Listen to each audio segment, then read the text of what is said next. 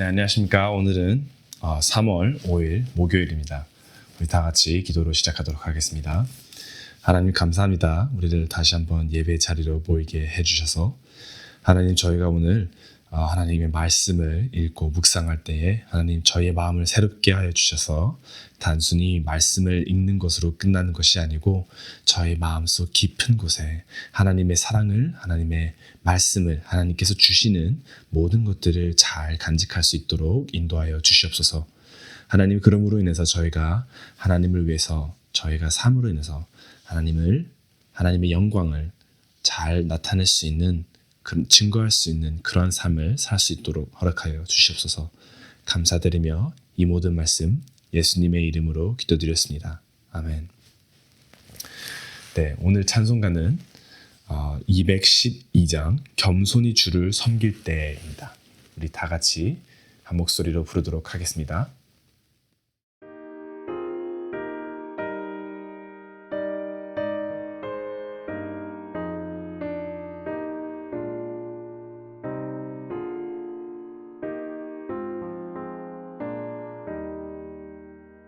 겸손히 주를 섬길 때 괴로운 일이 많으나 구주여 내게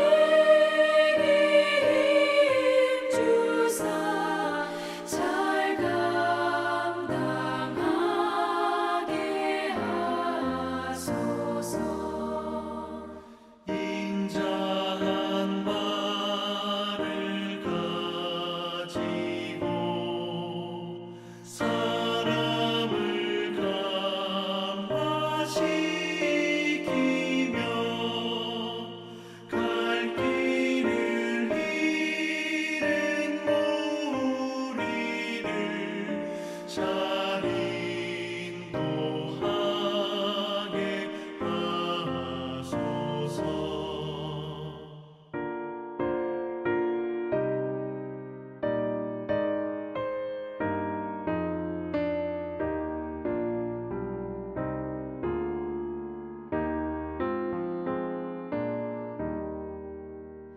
구주의 귀한 인내를 깨달아 알게 하시고 굳건한 믿음 주셔서 늘 승리하게 하소서. 장래의 영광 비추사 소망이 되게 하시며 구주와 함께 살면서 장평강 얻게 하소서. 아멘.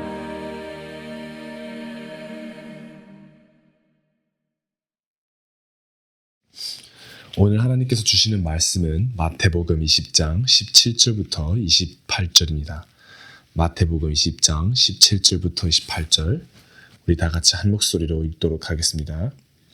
예수께서 예루살렘으로 올라가려 하실 때에 12제자를 따로 데리시고 길에서 이르시되, 보라, 우리가 예루살렘으로 올라가노니 인자가 대제사장들과 서기관들에게 넘겨짐에 그들이 죽이기로 결의하고 이방인들에게 넘겨주어 그를 조롱하며 채찍질하며 십자가에 못 박게 할 것이나 제3일에 살아나리라. 그때에 세베대의 아들의 어머니가 그 아들들을 데리고 예수께 와서 절하며 무엇을 구하니, 예수께서 이르시되 무엇을 원하느냐 이르되, 나의 이 두 아들을 주의 나라에서 하나는 주의 우편에 하나는 주의 좌편에 앉게 명하소서. 예수께서 대답하여 이르시되, 너희는 너희가 구하는 것을 알지 못하는도다. 내가 마시려는 잔을 너희가 마실 수 있느냐? 그들이 말하되 할 수 있나이다. 이르시되 너희가 과연 내 잔을 마시려니와 내 좌우편에 앉는 것은 내가 주는 것이 아니라 내 아버지께서 누구를 위하여 예비하셨든지 그들이 얻을 것이니라. 열 제자가 듣고 그 두 형제에 대하여 분이 여기거늘 예수께서 제자들을 불러다가 이르시되 이방인의 집 권자들이 그들을 임의로 주관하고 그 고관들이 그들에게 권세를 부리는 줄을 너희가 알거니와 너희 중에는 그렇지 않아야 하나니 너희 중에 누구든지 크고자 하는 자는 너희를 섬기는 자가 되고 너희 중에 누구든지 으뜸이 되고자 하는 자는 너희의 종이 되어야 하리라. 인자가 온 것은 섬김을 받으려 함이 아니라 도리어 섬기려 하고 자기 목숨을 많은 사람의 대속물로 주려 함이니라. 아멘. 우리는 보통 위대한 사람을 어떻게 생각할까요? 세상은 이렇게 말합니다. 더 높은 자리, 더 많은 권력, 더 많은 영향력. 회사에서도 그렇죠. 정치에서도 그렇습니다. 심지어 학교에서도 그렇죠. 위로 올라갈수록 더 중요한 사람처럼 보입니다. 그래서 사람들은 끊임없이 올라가려고 합니다. 더 높은 자리, 더 인정받는 자리, 더 영향력이 있는 자리요. 그런데 오늘 본문에서 예수님은 전혀 다른 이야기를 하고 계십니다. 예수님은 하나님의 나라의 구조가 우리가 알고 있는 세상과는 완전히 반대되라 라고 말씀하십니다. 신학자들은 이것을 종종 upside down kingdom, 한국말로 하자면 뒤집힌 왕국이다 라고 부릅니다. 세상에서는 위에 있는 사람이 큰 사람이지만 하나님의 나라에서는 아래에 있는 사람이 큰 사람이다 라는 것입니다. 그런데 이 말씀을 하시기 전에 예수님은 먼저 매우 중요한 이야기를 하십니다. 오늘 본문을 보시면 예수님은 제자들에게 다시 한번 자신의 죽음을 말씀하십니다. 사실 이것은 처음이 아니죠. 예수님은 이미 오늘 본문 전에 두 번이나 자신의 죽음과 부활을 예고하셨습니다. 인자가 배신당할 것이다. 대제사장들과 서기관들에게 넘겨질 것이다. 조롱과 채찍질을 당할 것이다. 십자가에 못 박힐 것이다. 그리고 사흘 만에 다시 살아날 것이다. 자, 이만큼 구체적으로 말씀하셨습니다. 그런데 정말로 이상한 점은 제자들 중 그 어느 누구도 주님, 왜 죽으셔야 합니까? 아니 주님, 우리는 어떻게 해야 합니까? 주님, 정말로 그러한 일이 일어날까? 라고 아무도 묻지 않죠. 왜 그랬을까요? 아마 몇 가지의 가능성이 있겠죠. 어쩌면 제자들은 예수님의 말을 비유적인 표현이다라고 생각했을 수도 있을 것 같습니다. 아시겠지만 예수님께서는 비유적인 표현으로 자주 이야기하시곤 하셨죠. 혹은 예수님의 말이 너무 충격적이어서 아마 믿기 어려웠을 수도 있을 것 같다라고 생각합니다. 또 다른 가능성은 이것입니다. 제자들의 관심이 다른 곳에 있었기 때문입니다. 예수님의 죽음 예고 바로 다음 장면이 무엇인지 보십시오. 야보고와 요한의 어머니가 예수님께 와서 이렇게 부탁합니다. 주의 나라에서 내 두 아들을 한 사람은 오른편에 한 사람은 왼편에 앉게 해주세요. 자, 이건 무슨 뜻일까요? 바로 권력자의 자리입니다. 아마 제자들은 예수님이 예루살렘에 가시면서 획기적인 예언적인 말씀을 하시니 아마 이렇게 생각을 했을지도 모릅니다.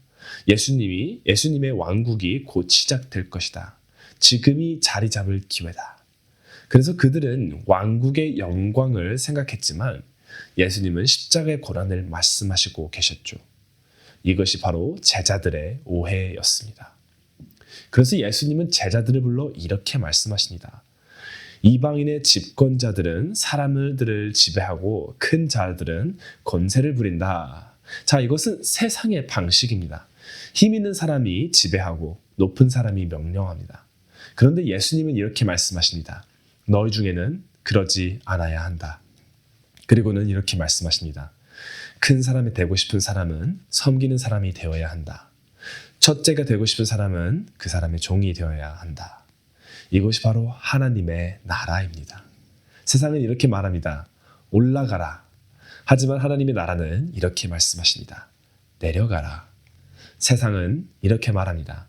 다른 사람들이 너를 섬기게 하라. 하지만 예수님은 이렇게 말씀하시죠. 내가 다른 사람을 섬겨라. 완전히 뒤바뀐 왕국이죠. 그런데 예수님은 단순히 가르치시기만 하지 않으셨습니다. 예수님은 또 이렇게 말씀하십니다. 인자가 온 것은 섬김을 받으려 함이 아니라 도리어 섬기려 하고 많은 사람을 위하여 자기 목숨을 대속물로 주려 함이니라. 이 말씀은 놀라운 말씀입니다. 예수님은 왕이십니다. 하나님이시고 세상을 창조하신 분이시죠. 하지만 그 왕은 종이 되셨습니다. 예수님은 섬김을 받을 자격이 있으신 분이십니다. 마땅한 분이시죠. 하지만 오히려 사람을 섬기시려 이 땅에 오셨습니다. 그리고 결국 십자가에서 자기 생명을 내어주셨습니다. 철학자들이나 종교 지도자들은 보통 이렇게 말합니다. 이렇게 살아라. 하지만 예수님은 다릅니다. 예수님은 이렇게 말씀하십니다. 내가 먼저 그렇게 살겠다. 그리고 십자가가 바로 이 뒤집힌 왕국의 중심입니다. 이 말씀을 들으면서 우리에게 중요한 질문이 있죠. 왜 우리는 그렇게 높아지려고 할까요? 왜 우리는 인정받고 싶고 다른 사람들보다 위에 서고 싶어 할까요? 사실 그 이유는 단순합니다. 우리의 마음은 비어있기 때문입니다. 사람은 살아가면서 끊임없이 무언가로 자신을 채우려 합니다. 인정으로 채우려 하고 성공으로 채우려 하고 돈이나 성취로 채우려고 합니다. 그래서 우리는 계속 올라가려고 합니다. 조금만 더 인정받으면 괜찮아질 거야. 조금만 더 높이 올라가면 만족할 수 있겠지. 하지만 이상하게도 채워지지 않습니다. 아무리 좋은 아파트로 이사가고 좋은 집으로 이사가도 항상 불만은 생기기 마련이고 항상 더 좋은 것이 내 눈에 오기 때문입니다. 우리는 채워지지 않습니다. 그래서 우리는 점점 더 자기 중심적으로 살아가게 됩니다. 왜냐하면요, 비어있는 내 마음을 채우기가 아무리 시간이 부족하고 물질적으로 부족하기 때문이죠. 마음이 비어있으면요, 사람은 결국 자기 자신을 먼저 채우려고 할 수밖에 없기 때문입니다. 그런데 바로 그 지점에서 예수님은 전혀 다른 길을 보여주십니다. 예수님은 이렇게 말씀하셨습니다.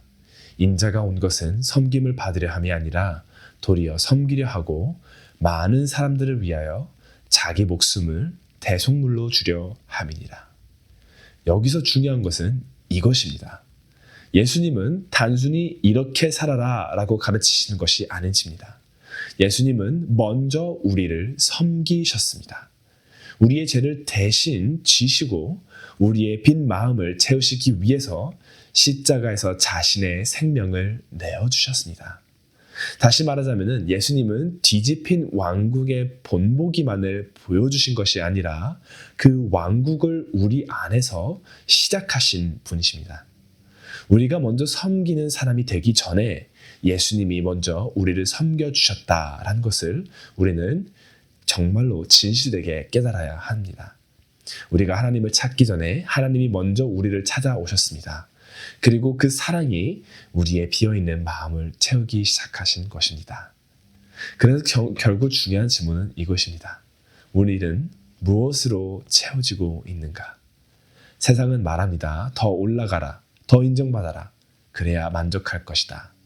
하지만 예수님께서는 이렇게 말씀하십니다. 내가 너를 먼저 채워주겠다. 예수님의 사랑으로 채워진 사람은 더 이상 끊임없이 자신을 증명하려고 살지 않습니다. 그래서 그 사람은 비로소 다른 사람을 섬길 수 있습니다. 왜냐하면 그 사람은 이미 채워져 있기 때문입니다. 결국 하나님의 나라의 삶은 억지로 낮아지는 삶이 아닙니다. 예수님의 사랑으로 채워진 사람이 자연스럽게 흘려보내는 삶입니다. 그래서 오늘 말씀은 우리에게 이렇게 묻고 있습니다. 나는 아직도 세상의 방식으로 나를 채우려고 살고 있는가? 아니면 이미 나를 섬겨주신 예수님 안에서 채워지고 있는가? 오늘 기도를 할 때 하나님 저의 마음을 알게 하여 주시옵소서. 제가 한눈 팔고 다른 것으로 제 마음을 채우려 하고 있는 건지 아닌 건지 알게 하여 주시옵소서. 그런 뒤 하나님 예수님께서 저를 섬겨주심으로 다시 한번 저의 마음을 채워주시길 기도드립니다 하고 우리 기도를 한 뒤에 각자 기도를 하도록 하겠습니다. 기도하겠습니다. 하나님 감사합니다. 저희를 다시 한번 이렇게 하나님의 나라에 대해서 가르쳐 주셔서 감사합니다. 하나님 저희가 이 세상을 살면서 계속해서 듣고 배워왔던 것은 계속해서 위로 올라가야지 그리고 성공하고 쟁취해야지만 내가 만족하는 삶을 살 것이다 라고 생각을 하고 있지만 우리가 오늘 본문에서 배운 것은 예수님께서 우리를 섬겨주셨고 우리를 채워주시기에 그리고 세상에서 왕 되시고 창조 되신 분이 그렇게 모범을 보였기에 우리도 예수님을 따라가는 자로서 하나님의 자녀된 자로서 그렇게 다른 사람을 섬기며 그것을 덕으로 생각해야 되는 것을 배웠습니다. 그리고 또 그렇게 하면은 하나님께서 우리를 높여주실 것이라는 것을 또한 배우게 되었는데 하나님 그 중심은 바로 우리가 얼마나 예수님으로 인해서 채워졌는가입니다. 하나님 우리 마음속에 다른 것으로 채워지길 원하는 그러한 마음이 있다면은 하나님 저희의 마음을 새롭게 하여 주셔서 예수님을 통해서 저희의 마음을 채워주시길 기도드립니다. 감사드리며 이 모든 말씀 예수님의 이름으로 기도드렸습니다. 아멘.